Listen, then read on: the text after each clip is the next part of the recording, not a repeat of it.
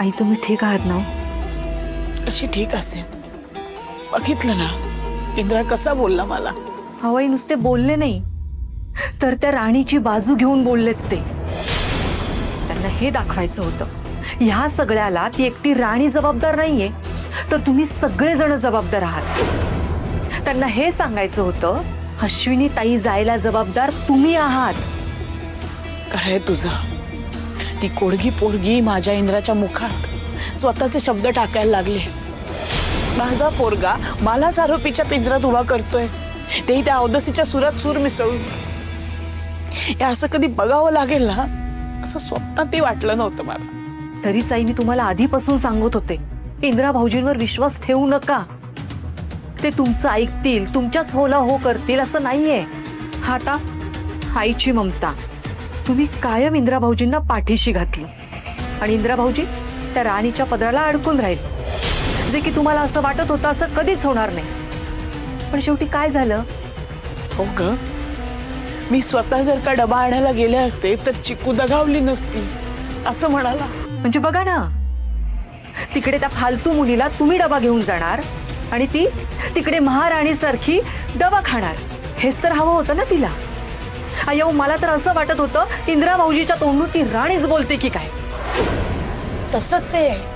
इंद्रा मला असं कधीच बोलला नाही. हो ना, पण आता ते तुम्हालाच दोष देत आहेत. तुम्हाला बोलून थकत नाहीयेत ते. आपल्या अश्विनीताई गेल्या ते महत्वाचं नाहीच आहे का? काय एवढी ते राणीची बाजू घेत आहेत ते? का वाचवण्याचा प्रयत्न करतायत? आता तर तुमच्या हातून सगळं निष्ठून जाताना दिसतंय मला. म्हणजे बघा ना, आता इंद्रा भाऊजी तुम्हाला उलटे प्रश्न विचारायला लागलेत. ऐकायचं तर सोडाच, आता तुम्हाला ऐकवायला लागलेत आई ते.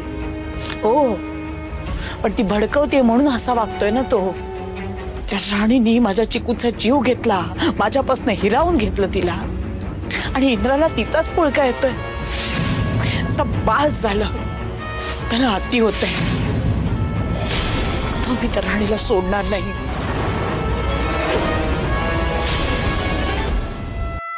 तिने माझ्या चिकूला माझ्यापासून हिरावून घेतलं ना, आता मी त्या राणीला जिवंतपणीच मरण यातना देणार. असंच करा आई. त्या राणीला शिक्षा करा, अजिबात माफ करू नका. तिचं थोबाड पण बघू नका. त्या राणीला पाहिलं ना मला आपल्या अश्विनीताईंची आठवण येते हो. आणि तुम्ही जसं म्हणताय तसंच जर घडलं असेल ना तर अश्विनीताई जाण्याचं कारण एकमेव ती राणीच. तुम्ही नको म्हणत असताना सुद्धा का डबा आणायला सांगितला?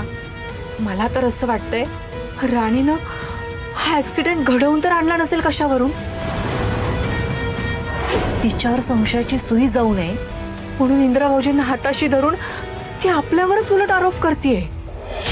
हो, असं असूच शकतं. आजी चिकू राणीच्या डोळ्यात खूपच होती. आता बास. आता ना मला सहन होत नाहीये. यापुढे काही झालं ना तरी त्या राणीचं थोबाड मी उभ्या जन्मात बघणार नाही. मी त्या राणीला अशी सोडणार नाही.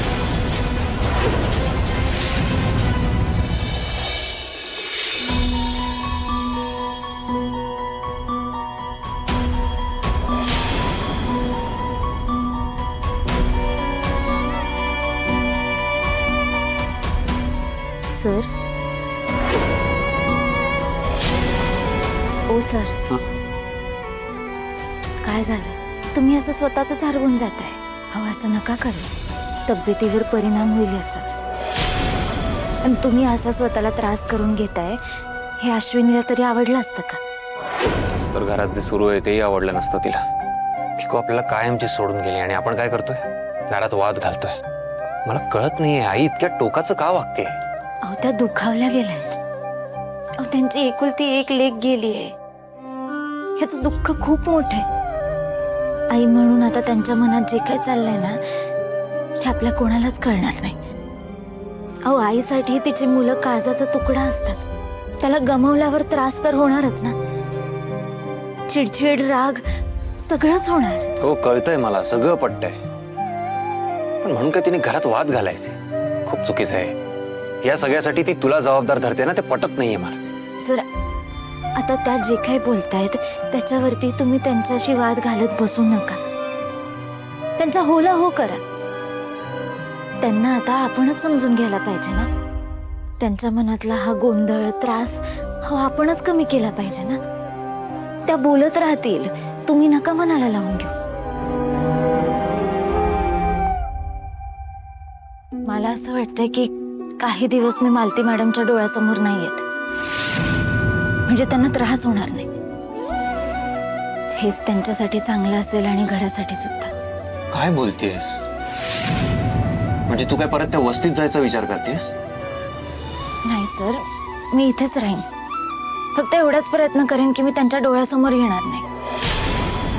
आणि त्यांना त्रास होत असेल तर मला पण नाही आवडणार. कुठून येतो तुझ्या तेवढा समजूतदारपणा? तू तिच्या मुलीला संपवलंयस असा आरोप करते ती तुझ्यावर. तुझ्या जागी कोणीही असतं किती संताप झाला असता, त्या व्यक्तीचा राग आला असता त्याला. आणि तू आहेस की काहीतरी म्हणे आपण समजून घ्यायला हवं. खूप वेगळी आहेस तू. पण तुला एक सांगू, तू लाख समजून घेशील का? पण जे काही घडतंय ना, मला बिलकुल बघवत नाहीये. सर, थोड्या दिवसाचा प्रश्न आहे. जसा वेळ जाईल तसा हळूहळू सगळं नीट होईल. तोपर्यंत तर आपल्याला असंच करावं लागणार आहे ना. मी मालती मॅडमच्या डोळ्यासमोर नाही आले तर त्यांचा त्रास कमी होईल आणि होईल सगळं नीट. मग एकदा का त्यांनी अश्विनी गेल्याचं सत्य स्वीकारलं ना, की मग घरातली परिस्थिती आपण दोघं मिळून नीट करू. अगं पण तुम्ही काळजी करू नका, मी घेईन निभावून सगळं. या घरासाठी, मालती मॅडमसाठी मी एवढं तर करूच शकते ना. चला आता लवकर खोलीत जाते, नाहीतर त्यांनी पाहिलं तर परत काहीतरी होईल.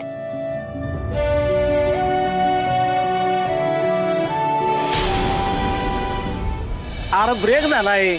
चला 2 घास खाऊन घेऊ, परत कामाला लागू. या थांबा. कुठे निघालात? काय मनमानी सुरू आहे का? गोष्टी तुमच्या तुम्ही ठरवण्यात पण मोठे झालात का? तुमच्या आबासाहेबांनी ना त्यांच्या खांद्यावर तुम्हाला बसवून ठेवलं असेल, म्हणून आमच्या डोक्यावर बसायला जाऊ नका. अहो सर, पण नेमकं काय झालंय? आपल्या प्रोडक्टची डिझाईन ही का आहे? ती वाईट दिसते. ते सगळं स्वतःच्या मर्जीने करायचं ठरवलंय. अहो सर, हे डिझायनिंग स्वतः इंद्रा सरांनी मान्य केलंय आणि आम्हाला पण ती बरोबर वाटते, हाय का नाही रे? ए, तुम्हाला विचारलं मी डिझाईन चांगलं आहे का वाईट आहे ते? तुमची लायकी आहे काय ठरवायची? मी सांगतोय ना, हे डिझाईन चुकीचं आहे. इथे आता मी बॉस आहे, त्याच्यामुळे माझ्या ऑर्डर्स फॉलो करायच्या. आत्ताच्या आत्ता डिझाईन बदला. आता इंद्रा सरांनी लॉक केलेलं डिझाईन आपण कसं बदलायचं? असं नाहीतर काय, इंदिरा सरांना जर हे कळलं तर आपल्याला ते पण धारव धरतील. ना सर, अचानक असं डिझाईन बदललं तर फॅक्टरीचं नुकसान बी होईल की. ए, आता तू आम्हाला सांगणार काय चांगलं काय वाईट ते? हे डिझाईन रिजेक्ट होणार आहे हे लिहून घ्या.